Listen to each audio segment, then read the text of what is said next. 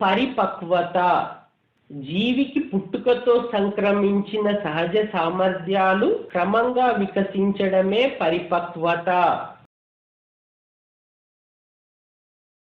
పరిపక్వత రెండు రకాలు. ఒకటి శారీరక పరిపక్వత, రెండు మానసిక పరిపక్వత.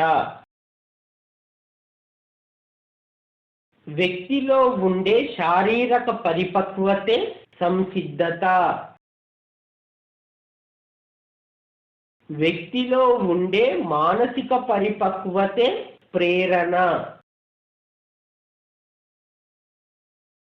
5+ సంవత్సరాల బాలుడు 1వ తరగతి చదివే శారీరక మానసిక పరిపక్వత కలిగి ఉంటాడు.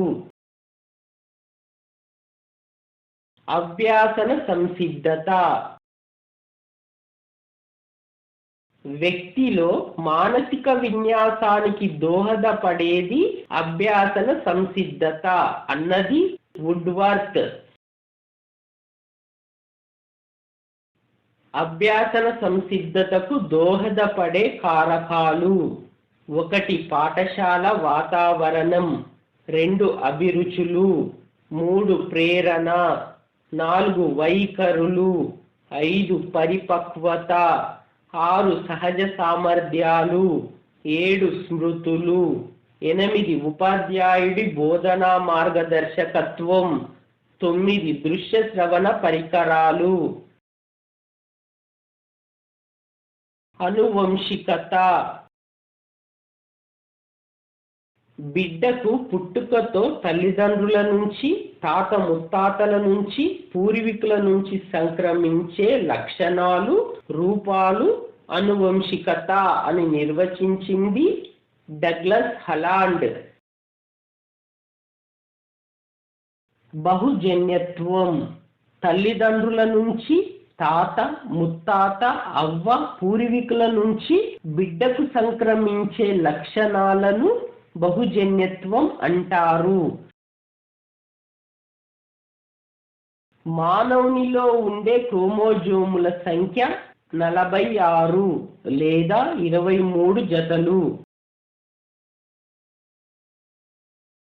జైగోట్ పురుష శుక్రకణం స్త్రీ అండం కలయిక వల్ల ఏర్పడే సంయుక్త బీజకణం జైగోట్. పురుష శుక్రకణంలో ఉండే క్రోమోజోముల సంఖ్య 46 అనగా 23 జతలు. స్త్రీ అండంలో ఉండే క్రోమోజోముల సంఖ్య 23 మాత్రమే.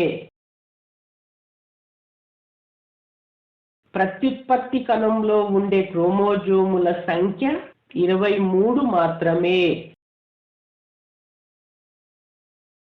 మానవ దేహ కణంలో, జీవకణంలో ఉండే క్రోమోజోముల సంఖ్య 46 అనగా 23 జతలు. జన్యువులు క్రోమోజోముల్లో ఉంటాయి. వ్యక్తి అనువంశికత లక్షణాలకు వాహకాలు జన్యువులు. జాన్ గ్రెగర్ మెండల్ నియమాలు: 1 సారూప్యత లేదా సామ్య నియమం, 2 వైవిధ్య నియమం, 3 ప్రతిగమన లేదా తిరోగమన నియమం. సారూప్యత లేదా సామ్య నియమం ప్రజ్ఞావంతులకు ప్రజ్ఞావంతులు, శాంత స్వభావులకు శాంత స్వభావులు, మనిషికి మనిషి, కోతికి కోతి జన్మిస్తాయి. వైవిధ్య నియమం ఒకే జంటకు జన్మించిన బిడ్డల్లో వ్యత్యాసాలు ఉండడమే వైవిధ్య నియమం.